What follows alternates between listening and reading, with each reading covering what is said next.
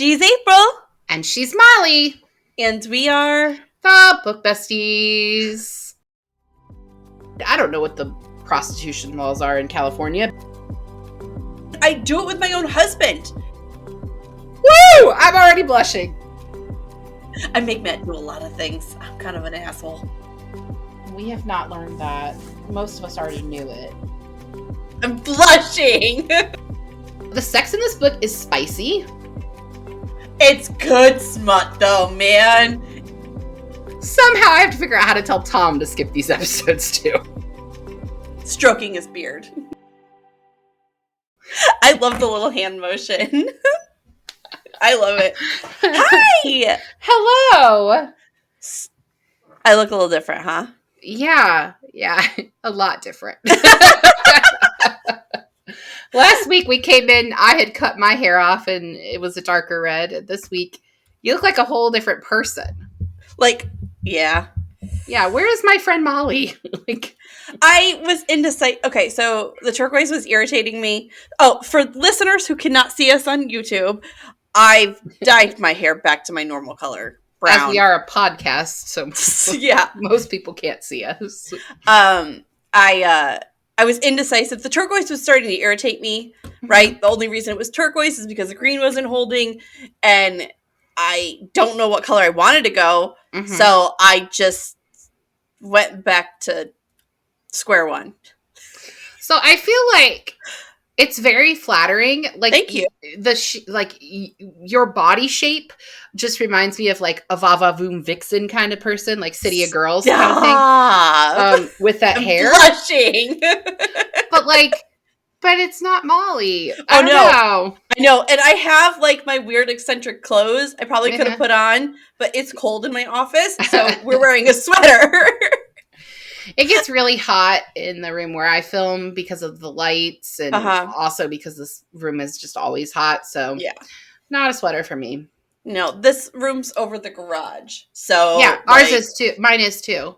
So it's just, I don't know why in the summer it gets so hot up in here that maybe it's more windows than I do. No, I only have two, but also our laundry is up here. So that doesn't help things. So anyway.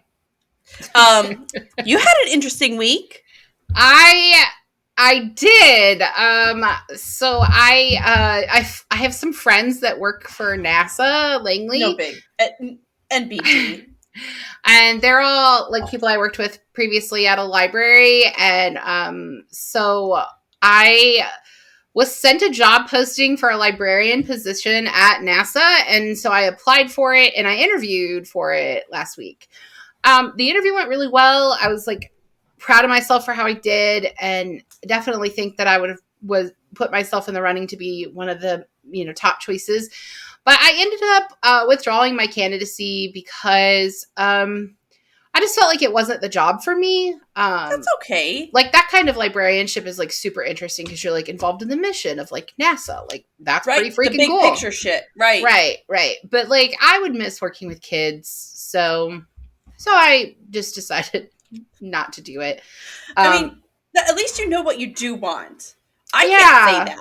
Well, I mean, I still don't know that I really know what I want. I mean, I know I want to be a librarian and I want to work with kids, but what that looks like is, up in the air. I mean, this school year has been a difficult one, and I think all people in education would agree with that. It doesn't matter if you're teaching preschool or college, like we've all had a really hell of a year. Like this has been tough. So I don't know. I mean, this is my first year at the school where I work. And like I've said before, it's a middle school, which is not usually my thing, but I really like the staff I work with. And we have a great principal. I mean, she's just really top notch. She's one of the best principals I've worked with. And so, yeah, I mean, it was just a chance to work at NASA, right? Right. I mean, who wouldn't want that? Yeah. It's NASA. It's NASA. Cool. Yeah. It'd be so cool.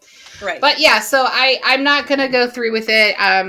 If they wanted to hire me, that's very flattering. I just withdrew my candidacy the day after my interview. So, I mean, you know what you want. You know you want to be around kids, and that's awesome. Like, not everybody has that calling. I really like my children. So, well, and when I went from the public library to back to schools, part of that was to spend more time with my kids, and like, I'm not going to give up my summers if I'm not going to be really, really happy at a job. Right. So. Right. That makes 100% sense. Right. But I'm absolutely not going back in an English classroom. Like, it's the library for me, or it's not schools. I don't want to teach English anymore. No, thank you. Hard pass. Hard pass. Yeah. So, hey, so this week we are doing our second week of our romantic books. I don't want to say romance books, because like the one we've got coming up at the end of the month, it's not a romance novel. There's romance in it. It is romantic. Romantic, exactly. But this week is like smut. It's good smut though, man. Smut. So this week we are talking about The Kiss Quotient. I love this book. By Helen Hoang. I think it's Hoang. Hoang? That sounds right. I think that's how the narrator said it. She commented on our post, though. Oh my gosh, yes. So we've now had 2 authors comment on Instagram posts, which is just like crazy. If you're not following us on social media, please do. Like, I mean, we're growing there. We're getting like 30 downloads an episode. So like, for authors to be noticing us is a big deal. It doesn't sound like it. It's a big deal for us. Yeah, it's a huge deal. And we have an author coming on in next month in March, which is just incredible. Right. So and she sent us books. Oh, man. Yeah. She's so freaking cool, Chessie. Yeah. I had planned to wait to the end of the episode. I had planned to wait to the end of the episode, but I'm going to show this now. This is the bookmark that she sent us. So freaking cool. And this is the arc of her new book, Cats and Yammer. And we'll be talking about this in March with Francesca Zappia, Chessie. So the one, the only. Yeah. And FZ, man. For all of you that like to collect autographs, she signed these for us. So right. Very cool. Very freaking cool. I have a few authors that have had signed books. So I have a few. Yeah. My dearest ones are Deb, but. Yeah. I met Angie Thomas at ALA annual conference in 2019, and she signed 2 of her books for me, and she's phenomenal. Like, she just was really easy to meet, like, great person. And then, like, if you're a John Green reader, you absolutely have one of his autographs, because he signs all of the first print rounds. That's so sweet. So I have a lot of damn work, John. I know. He actually does YouTube videos for it. Like, where he sits there and, like, just... That's amazing. You can watch live him signing shit, which is crazy. Deb signs... Dr. Harkness signs all my books to the Molly Biggs. That's amazing. Because it was a joke in the Facebook group. Like, we were talking about her... Like, it was 2017, 2018. We were talking about her going to all these places and doing, where the world was normal and people used to tour and all that. Mm-hmm. And she was talking about coming here to Houston, and I go, "Oh, I can't wait! It's going to be amazing! I can't wait to meet you!" And she goes, "It will be interesting." And she goes, "I hope I will remember you," because she meets so many people. And my friend from the group, my friend Valerie from the group, goes, "Once you meet Molly Biggs, you don't forget Molly Biggs." That is accurate. And from then on out, I was the Molly Biggs. The Molly Biggs, because there may be many like me, but I am the only one of me. It's true. I have quite a few signatures of children's book authors. That's as well. Awesome. A lot of them, because my job has led me that way. Right, but that's your field. Right. That is really awesome for your But the only author that, like, I actually am, like, a super fan of that I've met in person was Angie Thomas. Okay. And, like, I felt really stupid meeting her. Like, I just learned this. You met frickin' Judy Blume when you were a kid. Yeah. That is, like, a massive fangirl thing that I just fucking learned about. Like, yeah. what? Well, I mean, I don't talk about it because, number one, people don't ever... it wasn't Judy Blume. It was... Beverly Cleary. Who wrote not Judy Blume. wrote Ramona. Yeah. Ramona. So it's not something I talk about a lot because number one, no one ever believes me. I believe and number you. two, I hardly believe me. But like, I won a young authors contest. I don't know if it was a city thing or a state thing. I don't know. I was 8. And my book was like published and put into like local libraries in our county. So That's maybe it was from amazing. them. Maybe it was from them. I don't know. And I got to have lunch with her and we ate at Burger King and I had chicken strips. And I don't have any pictures that are evidence of this because it was the 80s and like, right. You know, but you didn't you're a published author, dude. You're a published author. Sort of. Like it was like a laminated paperback cover.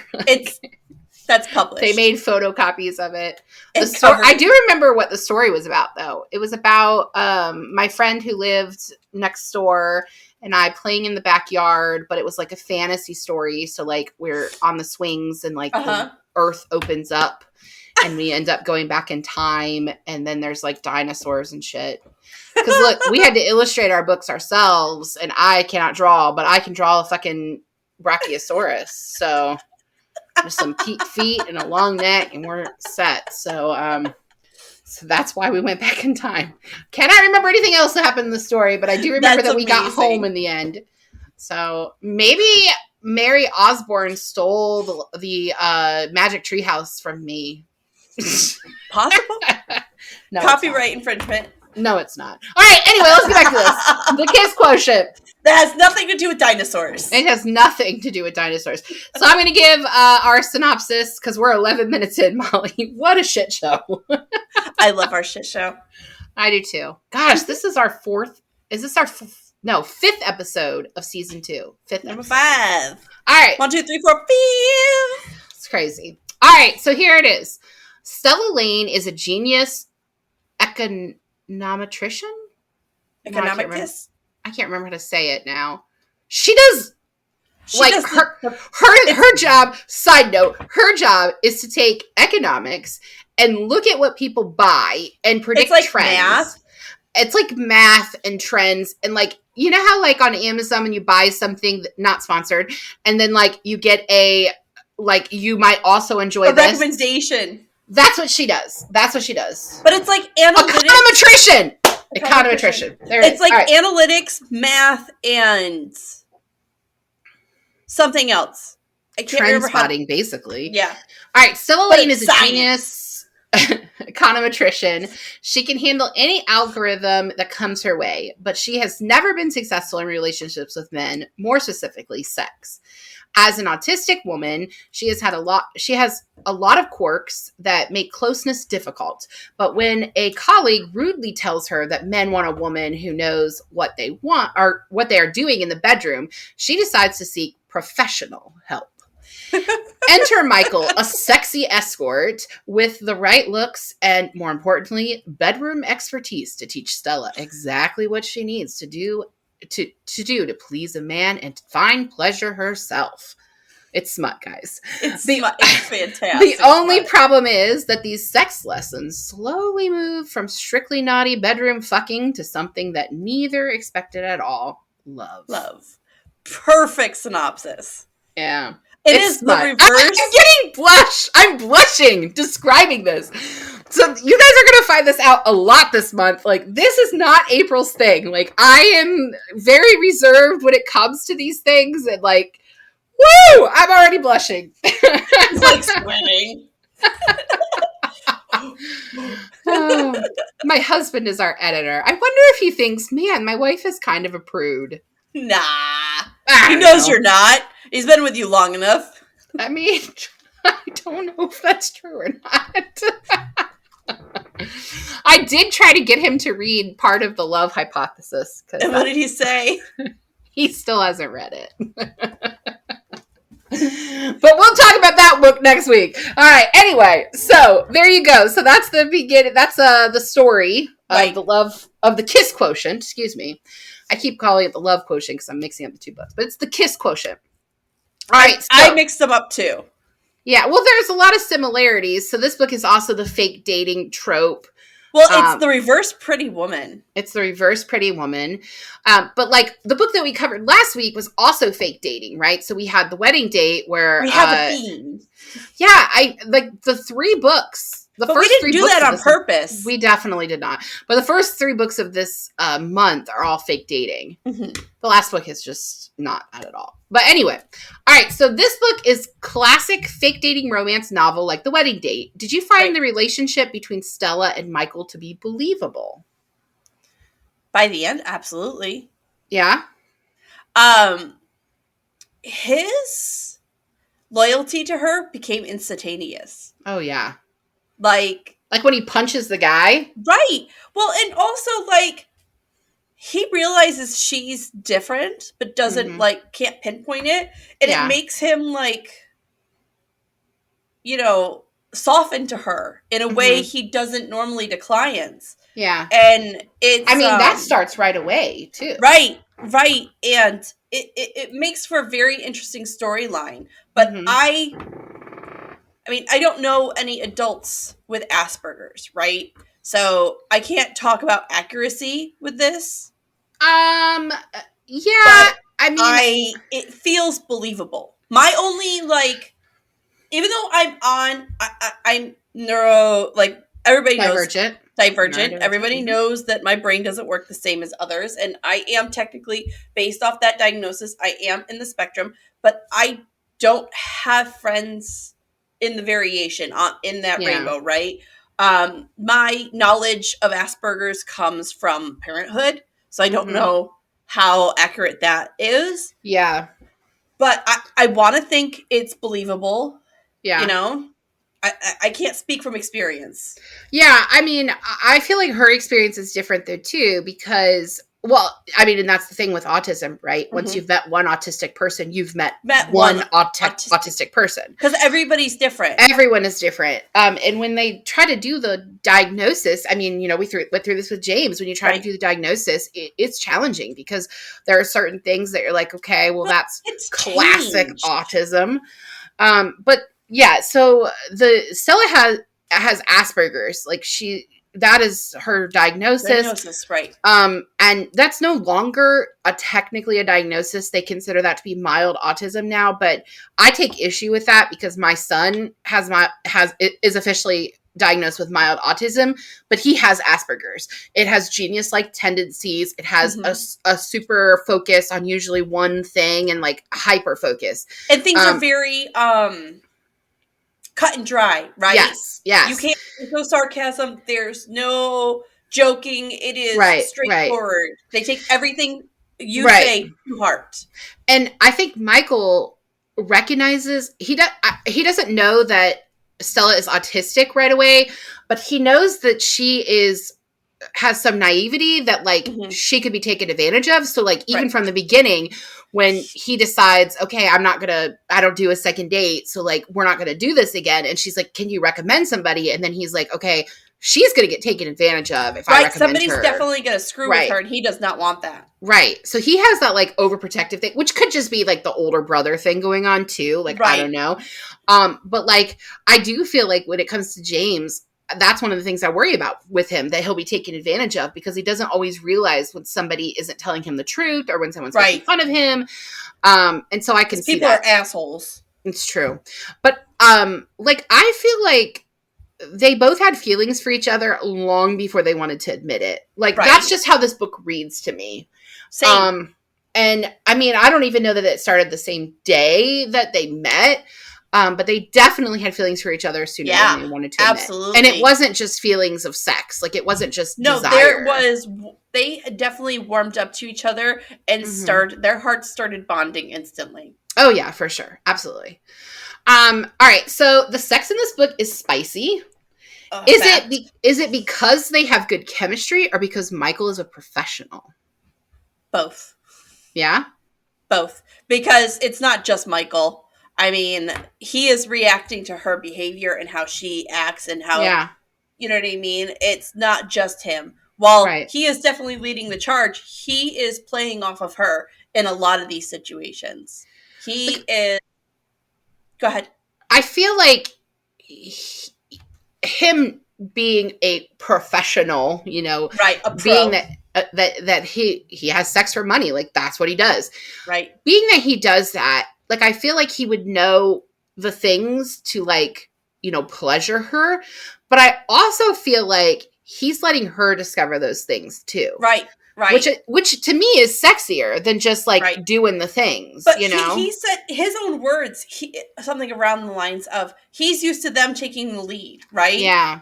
And she never once. She Right. follows his lead, and that is definitely new for him. Yeah. And I think that's the reason he becomes so warmed by her and likes her so much and gets feelings for her, is because he's in control for once. And that doesn't happen a lot in these situations for him. It's the polar opposite of the woman who bought him the car. I cannot think of her name for the life of me, but the woman that bought him the car. But it's like, oh shoot. And like, she's the mom of the coworker. She's the mom of the coworker. It's a whole thing. But like Philip James's mom.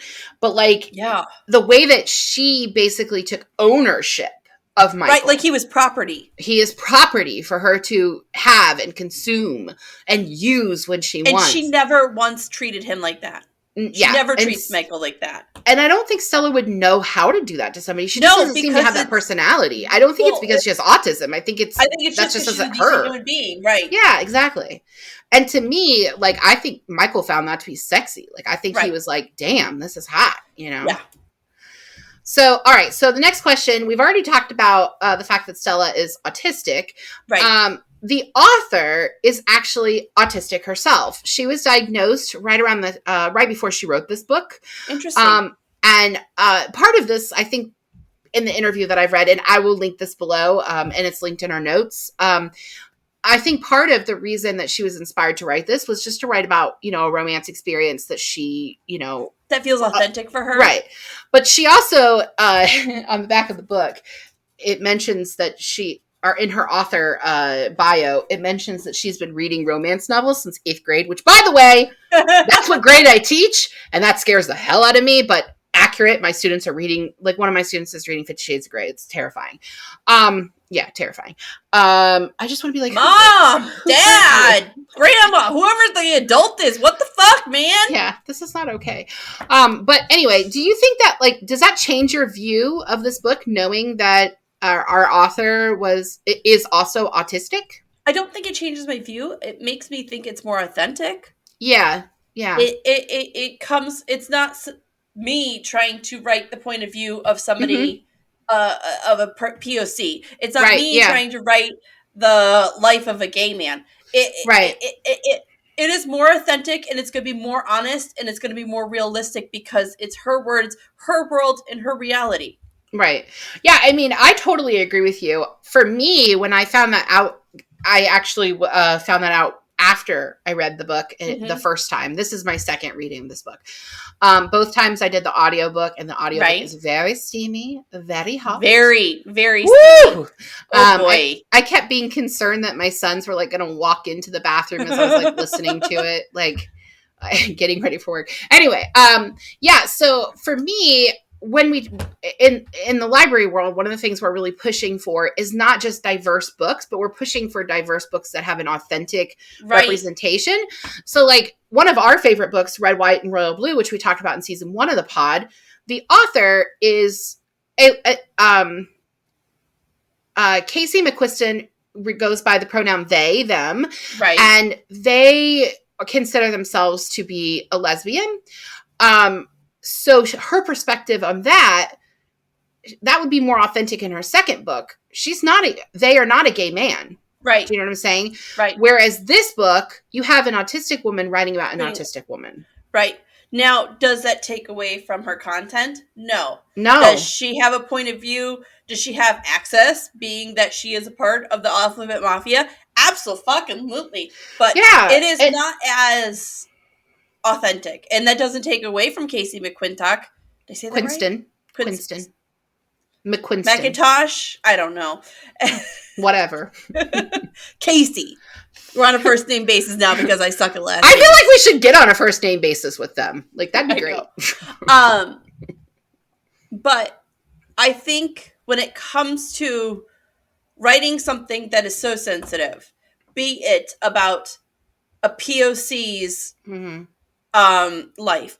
About, for example, I just finished Eleanor and Park, the one we're going to be reading at the end of the month, and I don't want to get too much into it, but that has trauma in it. Mm-hmm. You cannot, I mean, you can write trauma Mm-hmm. and never had it, but it is more authentic when it comes from someone who has been there, who has felt that, who has lived through that. Right.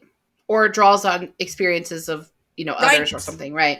Right. And our author is also an Asian woman like Stella. So she's, she's putting herself also into this character for sure. And I mean, I'm not sure how much she relates to Stella. I'm, making the assumption that same. But not all autistic people have an aversion to touch. Right. Like my son doesn't mind being held by me, but he doesn't mind being held by Tom.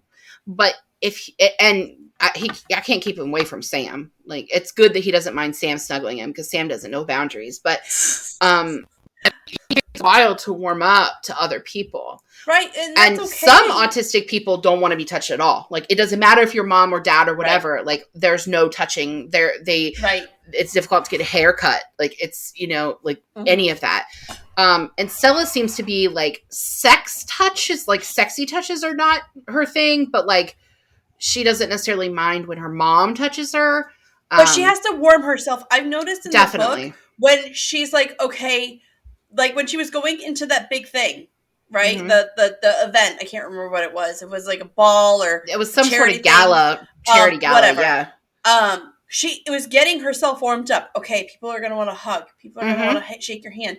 There's going to be a lot of people close. Mm-hmm. Just be like, she was literally preparing herself. Even when she talks about visiting her family, she talks about preparing herself for them to touch her. Right. Like it sounds like a task, and it has to be exhausting. Right. Living in that brain space. I mean, I kind of have to do that too. Like as an introvert, like I have to prepare myself for like, I'm going to this big thing. This is what's going to happen. I'm going to have to like talk to people, God forbid. Right. But I really enjoyed reading something because I've also read The Curious Incident of the Dog in the Nighttime, which is obviously a totally different genre. But the main character in that is an odd title, but okay. Well, he's an autistic boy, and that's what he calls the murder of this dog. And it's a whole thing. It's like a mystery thing, but it's told from his point of view, but the author is not autistic. And so I feel like we got a different perspective in this book, reading the point of view of someone who is autistic that was written by someone who is autistic. Right. Yeah. Right. All right. I feel like we're having a really good discussion. I'm proud of us. It's like we're like on task. And like we're on track. And... Right.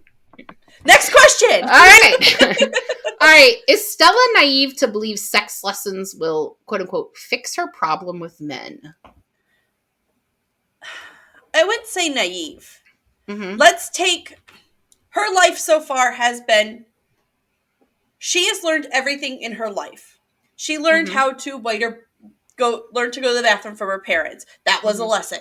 She went to school to go to college. That was a lesson. Her life has been being that things are flat, plain, as is, cut and dry.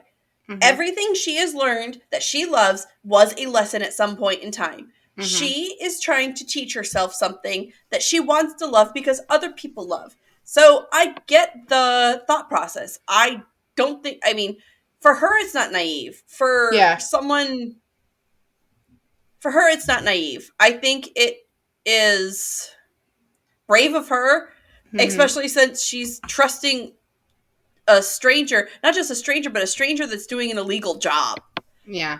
Well, it seems like, and I don't know what the prostitution laws are in California, but it seems like she knew that agencies required background checks and STD tests. Like she knew that when she went to hire him. But it's like a muddy gray area, which I'll look it up and pull it up. Most of it is We'll do our research, besties. Yeah, we'll do our research. I'll do the research. Because I need to know now. But calling it a dating service or a companion service, and then they do the STD tests, but it's at discretion of the date, I'm air quoting here, for those listening, means that the companion gets to pick if there's sex. It's insinuated based off of, most of the time, based off of their verbiage that they will, but they don't have to. Legally, they cannot say this is a sex service. Right. Legally, it's a companionship service. Okay. Well, that makes sense. I mean, I don't think that she is necessarily naive. I wish that she weren't doing it because someone told her that something was wrong with her. Especially someone she looked up to and has known for a while. And actually thought might potentially be a good boyfriend partner? For her. Yeah. He's I skeezy, though. Philip's the worst. Gross. I just wish someone wouldn't have made her feel bad about herself. Because, like... Right. I mean, first of all, there are people that don't enjoy sex. Woman. Yeah. Right. And there are people that don't enjoy sex. I mean, there's a whole... That's a literally a sexual orientation of people who don't have, like... There's a literal letter for it in the abbreviation. Right? Right.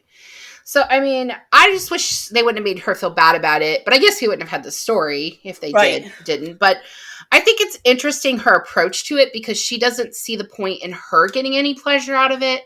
Like, her goal is to figure out how to please a man. And my personal opinion about sex is, if you're not enjoying yourself, then your partner won't enjoy themselves either. Right. Like, that's how I feel about it. You gotta, I don't know. I just feel like if I just, like, laid there and didn't enjoy myself, but Tom would not enjoy it either. From experience, not all men feel that. To this, we've got it. Oh my gosh! From experience, sorry, Tom's mom. From experience, with past relationships, not all men feel that way. Yeah, but I would say, I would 100% argue that they would think it was better if you enjoyed yourself. They might still get off, but I don't think that they based off of my experience. I'm going to sound like a fucking whore. Whatever. Based off of my experience, when I'm not enjoying it and I'm faking it versus when I'm not enjoying it and just participating. Mm-hmm. Same, but I'm going to use the same partner in my mind. Didn't notice. Well, that guy's a dick. Most guys are like that. Love. Okay, well. You're lucky. I have a great partner now, and I won't talk about that because Matthew begs. But it's not always the case. Well, I just think it would be better. You're very lucky. If both people enjoyed it. So I agree. That should be the standard. It is not. I'm glad that Michael doesn't take that away from her. That he wants her to enjoy herself. Right. That it's not he's a decent man. He's a decent man. Yeah. Even prostitution aside. And like his childhood and his dad and all that shit. He's a decent dude. Yeah. Underneath it all. He wants her to enjoy herself as well as learn how, to do this. To help others enjoy the program. Yeah. Maybe tell your mother-in-law to skip these episodes. I think that's best. Somehow I have to figure out how to tell Tom to skip these episodes too. We can't. I know. Oh man. All right. Anyway, moving on.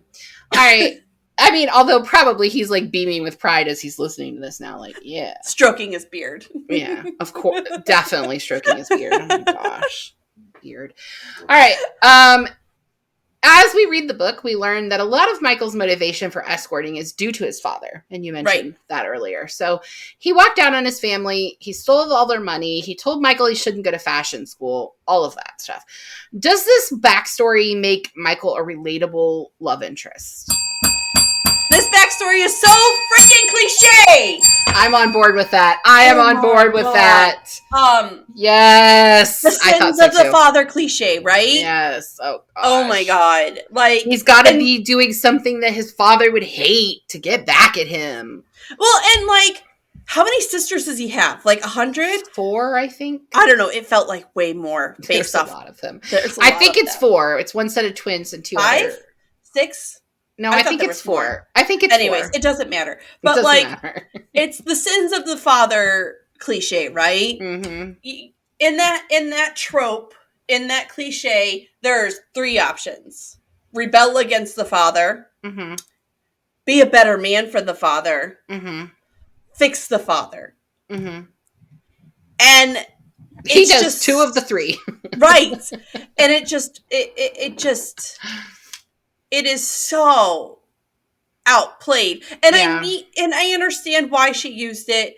It was a necessary evil to, like, we have to explain why he's doing this. You know, because why would a good guy do this? Right. Or why would a person voluntarily, have sex for a job? Maybe because they like sex, right? Mm-hmm. But that's not, we can't have that as a reason because that's not relatable, right? Liking sex to like sex isn't relatable. Which is wrong because everybody likes sex. Not everybody does. We've already talked about that. I'm fucking up and failing everyone right now. But that's not the point. My point, I've lost my point. Your turn. I agree with you. I think it is a very strong cliche there. That is like a bad use of that trope. But I mean, I guess, whatever. You could see it coming from a mile away. This whole idea that I'm going to sell my body because my dad says that I'm nothing but a pretty face, basically. My dad would hate what I'm doing. But really, in a lot of ways, he's trying so hard to be different from his dad, but he's still manipulating women out of money. Right. So you're basically women that are voluntarily putting themselves in that situation. They are not like, he's not like doing the fake boyfriend thing and like tricking them out of thousands of millions of dollars. Well, I mean, he gives Stella her money back. He never spends any of it. Which, wow.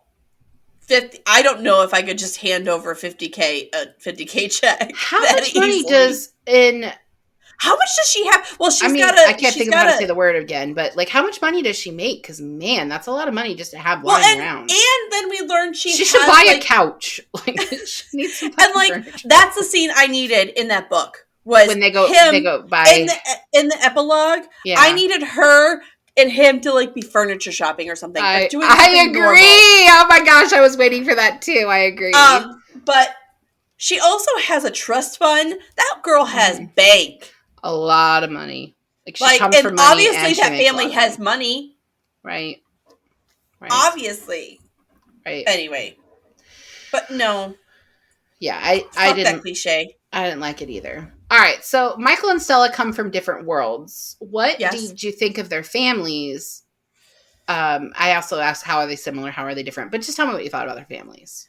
I love Michael's family. I love a chaotic household. I grew up in a chaotic household. I'm technically one of 6. I'm also one of 2. I have one whole sister, a half brother, and 3 step siblings. And I have a bunch of cousins that I grew up with all the time and spent a lot of free time with. Being in a chaotic household, like happy chaotic, not like scary axe murder chaotic. There's a difference. Being in a chaotic household is warm. It fills the heart. It sometimes is exhausting being a part of that because you don't get a break. But at the same time, you have people, right? I do my best writing when this place is chaotic. I will sit in the kitchen and the kids are running around and Matt's making dinner and I will pound out chapters because the chaos is soothing. They have, and that's Michael's life, but Stella's is so rigid, right? Yeah. Yes, that's like, a great word for it. Her mom is pushing her daughter who is on spectrum to have a normal life. Yeah, I mean, I kind of want to push James to have a normal life. Right, but you love him as is. Yes.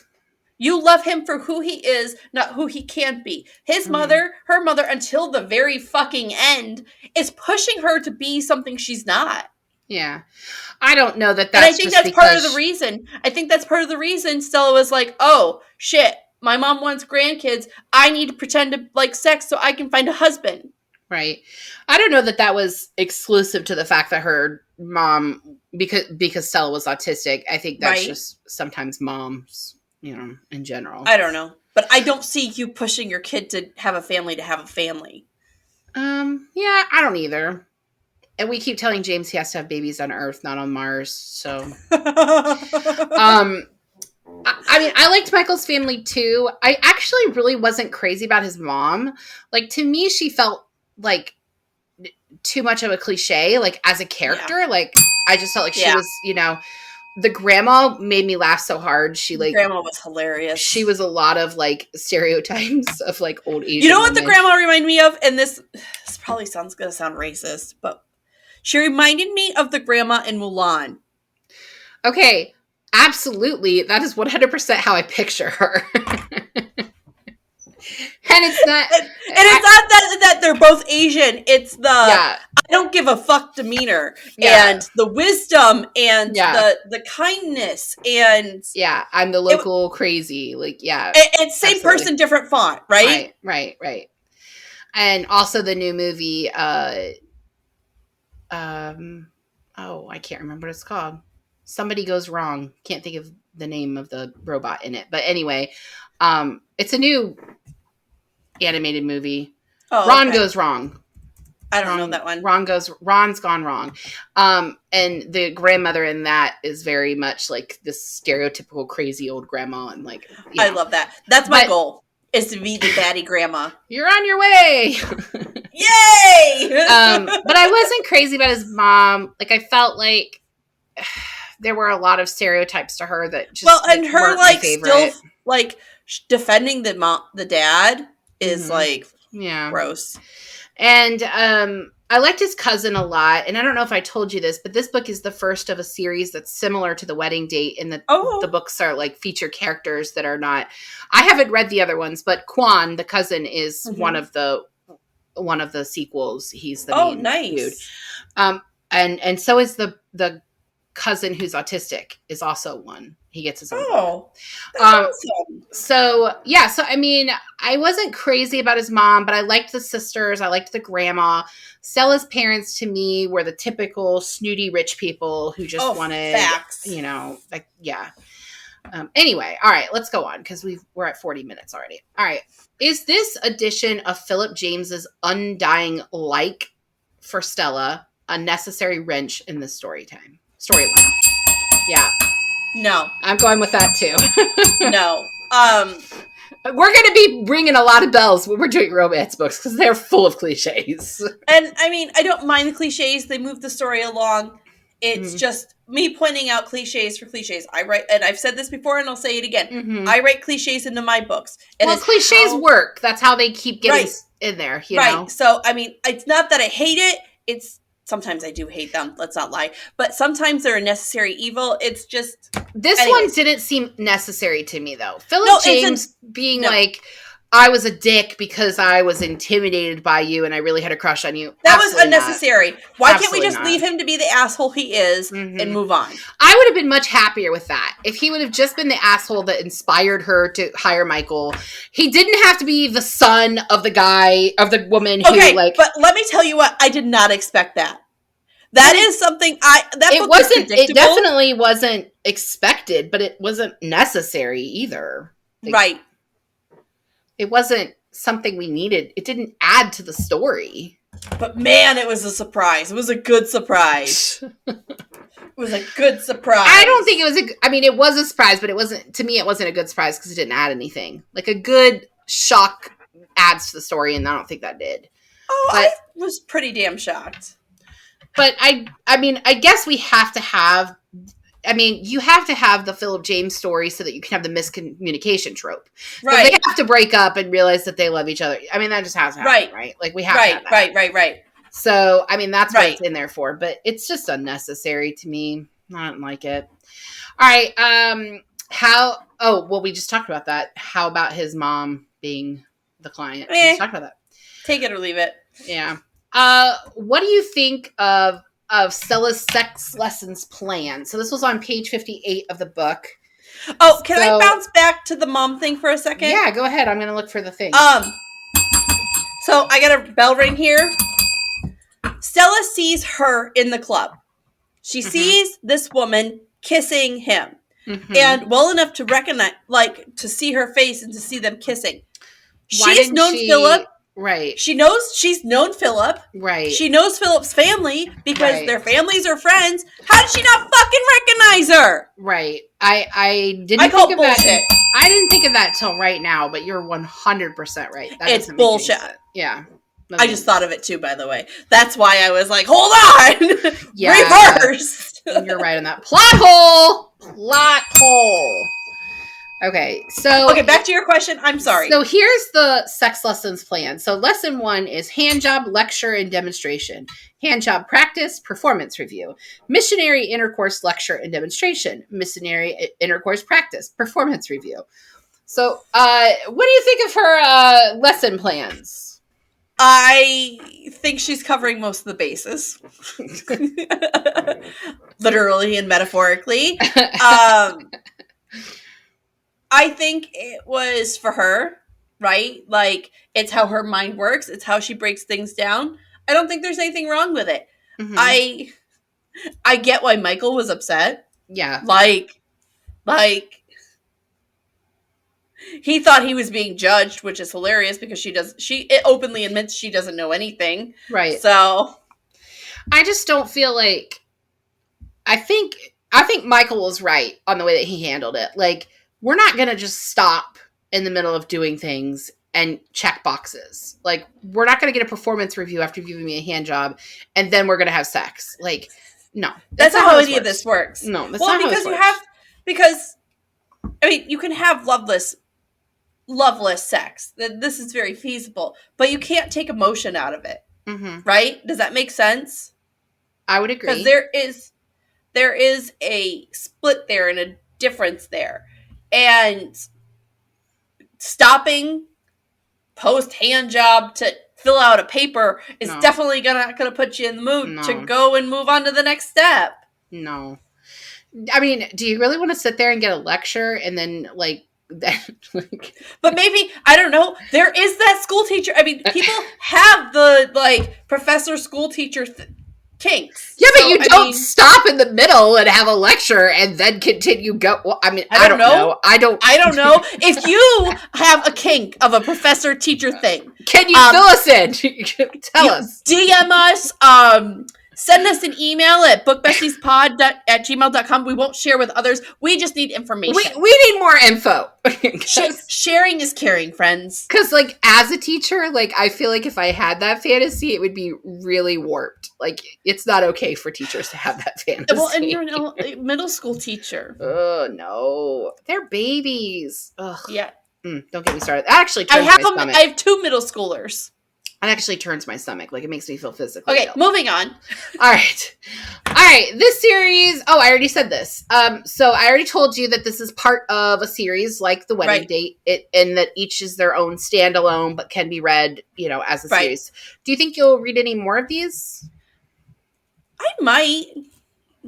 I'd like to. I like her writing style. I like her content. Yeah. I want more with these 2 characters specifically. Yeah. But I would read, I like the cousin. I would definitely read his storyline. I feel like I am more inspired to continue reading with this series than I was with The Wedding Date, because I feel like this is something that we actually said off camera, off pod at the end of us filming The Wedding Date, which was that that book didn't have enough substance to really film a full pod episode. We were struggling because it was lacking substance. I don't feel like that's the case with this book. No. There's some depth there. I think the dialogue is a lot better than The Wedding Date. I feel like her writing is a style that I would read again. Probably again as an audiobook. The audiobook's good. Yeah. The narrator was beautiful.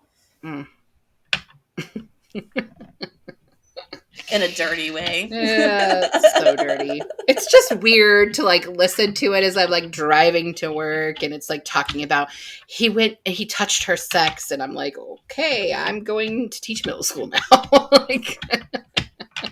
Your life is weird, man. It is weird, but I don't get turned on by these books. It's not a thing for me.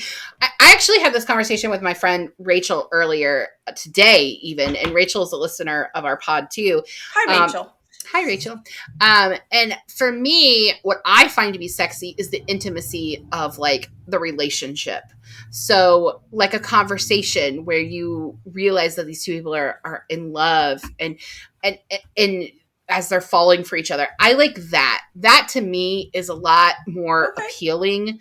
Mm-hmm. But again, this is a conversation that you and I have had on the pod too. It's the way that you and I view sex. Right. Like I am much more attracted to the intimacy of the relationship than I am to like. And I think you can find intimacy even with people you don't love. Yeah, I mean, I would say our relationship is very intimate. We share a lot with each other. We're practically sisters, you and I. I think we probably are actually cousins. I'm still not convinced that we're not related. Same person, different font. Exactly. But yeah, I mean, there definitely is an intimacy with people that you are in a relationship. But there's different variations of intimacy. Right. And this book is actually a great conversation on that, right? Because she is, like we've said, she is on spectrum, and intimacy is not easy for her. And she lets him into her home. She lets him into her life. And vice versa. So there's a personal intimacy. They get to know each other. They talk. There's the emotional intimacy. Then there's the physical intimacy on it. And I think this is a big this book is a really big conversation on the bigger picture when it comes to that. Well, and I mean, that's actually the thing she's studying, right? So for her job, she's trying to figure out why men don't buy underwear for themselves. Adult men don't buy underwear for themselves, and that it's the women that are buying it. And like, that's kind of how the story ends, that she's bought him underwear because she feels like they've reached that level of intimacy where she can do that for him. And like, it's a definitely love and affection. I definitely 100% think that is a great commentary on a building of a relationship. When you get to that point, Matthew underwear because he's picky. Really? No, he's picky. I don't expect Tom to ever buy socks or underwear. I just do it. The boys don't pick out their own. I just buy theirs too. It is my job. Like I know for sure that's my job. If we're at Target and I'm like, don't forget, you need new work socks. And I will walk over with him and make sure he buys them. But maybe that's our variation of the intimacy that I'm the one remembering. But yeah, I think that fits. You're still making him do it. But I make Matt do a lot of things. I'm kind of an asshole. You are not. You're his partner. You guys have a good partnership. Exhausting one. But anyways. What marriage isn't? Word. But yeah, I think this does have a big commentary on what actually makes a relationship, and it's, right. And its solidest form, solid form, most solid probably would be right. I do have one more thing, and I didn't write this as a question, but I really found the ending to be super cliche. Like, and the wedding date did this too. Facts. We're gonna, like, Michael tells her, I'm going to be proposing in this many days because I know you don't like surprises, and like, I just feel like the relationship could not go from hiring him to fuck her to being engaged in that short amount of time. Oh, like, but man, like every rom-com movie tells us otherwise. I know.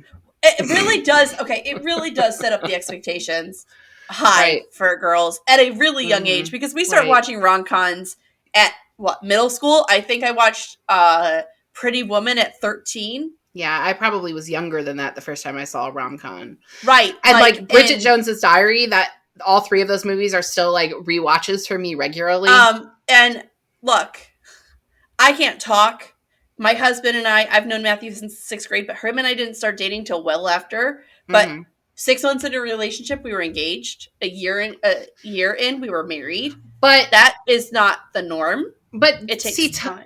The Tom and I were the same way, though, because we were basically living together after only even knowing each other a week. I mean, that's basically what happened. He came and stayed the night at my apartment and never fucking left. That's my joke.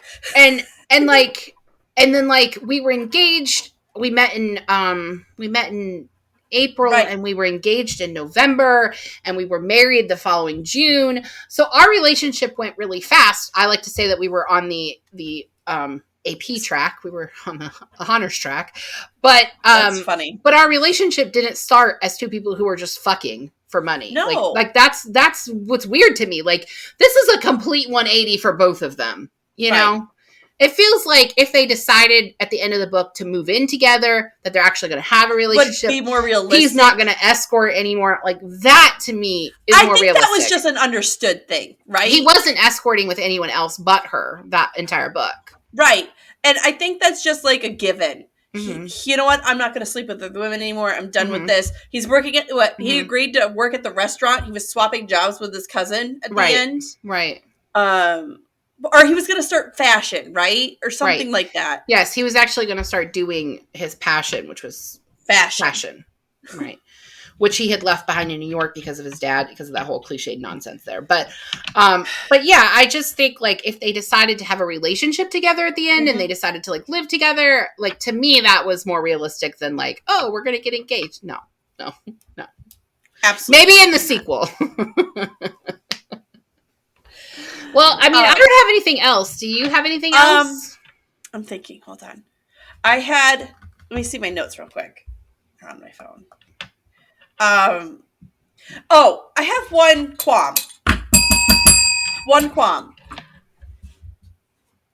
In this book, she admits very early. Now, I'm not on spectrum, so I cannot speak. I am and I am not. Anyways, it's weird. You're neurodivergent, but you don't have autism. I got you. I'm with you. So, in this book, she openly admits she knows she's different.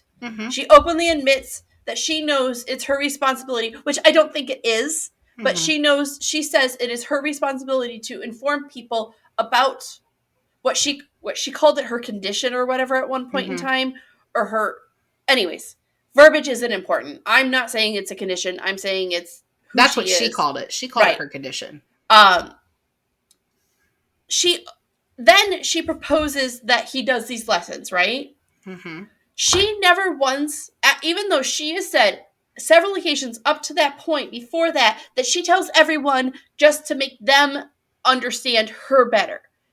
But it takes her till chapter 10 to even consider thinking about telling him what's going on. And then she never does tell him why things are the way they are. The cousin tells him. It feels I thought she didn't like to tell people because she didn't want them to be the only thing that. Maybe but the way she says it is she feels like it's her responsibility, right? I know for when it comes to Michael, she didn't want him to know because she didn't want him to have pity on her. And I think that she didn't really like telling people because she didn't want that either. Right. And I mean, to me, it's your label, it's your diagnosis, it's your decision. Right. Like, she didn't have to tell him. I feel like you would probably need to have that conversation. I feel like if you're getting into back into the intimate relationships, right? I feel like, and I do this with you, even though you've known me for 10 plus years now, I still feel like I have to explain myself sometimes. Yeah, and I always tell you don't. Right, and I do it with my own husband. And I am pushing a gazillion years with that man. Right. Like, I apologize for my behavior because that was what I was told to do as a child. Even though, and I was told my behavior was unacceptable even with my condition, air quoting, that I needed to, by the adults, to mind my manners and be polite, even though I can't control it sometimes. I talk over people. I don't do it on purpose. It's the brain. It does what it wants. That's not funny. I'm sorry. It's not funny.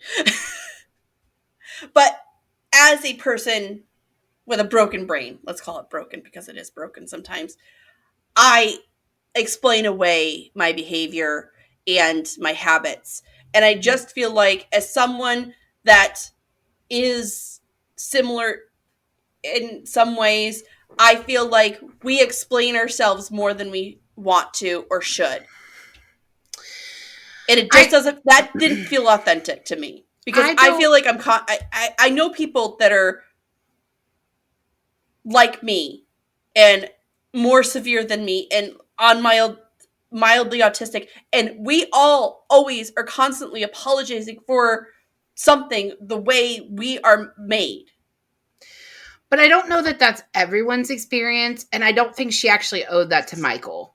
Like, as time was going on, like when she met his mom, like maybe, but like their relationship in her mind was always about her paying him. Right. Even though she was developing feelings for him. So And why did he need to know something? That was none of his damn business. Yeah. Right. He didn't need to. But as more intimate they got, and the more she started to realize she had feelings for him, maybe. I thought it was weird that he didn't just say, I know you're autistic. Once he found out, like, why didn't he just say? I think that would have hurt her feelings. Yeah, maybe. Or it would have made her feel Man, I'm coming off like a dick. It could have made her feel seen. Like, I know you're autistic and I don't really care. Right, but that also change could, how I feel about you. That could definitely change the pace of the book, though. Yeah, it would. For sure. And we've learned Molly's an ass. We have not learned that. Most of us already knew it, but anyway. Thank you. I love you. All right, so let's talk about what we've got coming up on the pod. So for the rest of this month, like we've said, we are still doing romantic books. Right. So next week we have this one, The Love Hypothesis by Allie Hazelwood, and this is all over the social medias. Like it is so like good. It is like really uber popular right now, and I 100% think if you don't plan to read all of the books to listen along with the pod, that's okay. But this one, do that one. Read it. Absolutely. I mean, it is so Grey's adjacent, like they're cousins. Kissing cousins, man. Yeah. And also maybe a little Star Wars-y. It's a whole thing. We'll talk about that next week.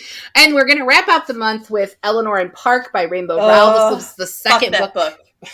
Molly just finished it today. So this is the second Rainbow Rowell that we've covered on the pod. And that'll end our February. And then of course, March 8th, we will have our special episode with Francesca Zappia, Chezzy. I'm so excited for all of you to hear that episode. I'm excited to film that episode. Yeah. Oh, she's just really great. I had such a good vibe when we were meeting with her. So I'm excited about that. It's going to be great. I think we're going to have a natural, it's going to be a really good episode. Yeah. Yeah. It'll feel like, episode. Like when we had Katie on, it was like that too. Like it just was a good like rapport, a give and take, and I think that's going to be the same with Chezzy. So anyway, that's what we've got coming up. Continue to follow us on social media, guys. Yes. We are posting constantly on social media. We're talking about what we're doing on social media. I definitely just Molly makes really funny videos. I definitely did just a video this week because I wanted to show off my lightsaber. I loved it. It was wonderful.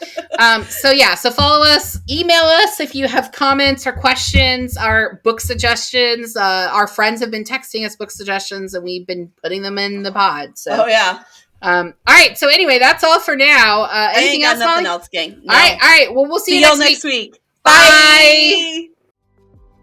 Thank you for joining us on Book Besties. Don't forget to like and subscribe. The views discussed here are those of Molly and April, not those of anyone else. Today's book was The Kiss Quotient by Helen Hoang.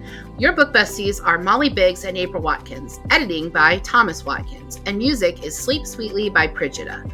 Don't forget to follow Book Besties on Facebook, Instagram, Twitter, TikTok, and YouTube. If you'd like to contact the Book Besties, please email us at bookbestiespod@gmail.com.